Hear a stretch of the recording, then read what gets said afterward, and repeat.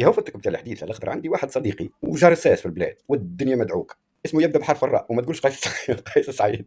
هو النهارات كيما تقول انت هبط ستاتيو، قال لك نبينو صلينا عليه اخته اللي هي عباره على بنتي صغيره، طلبته في التليفون وقالت له قالت له حل الكاميرا وانبح شوي خلي خلي ولدي يخاف ويرقد.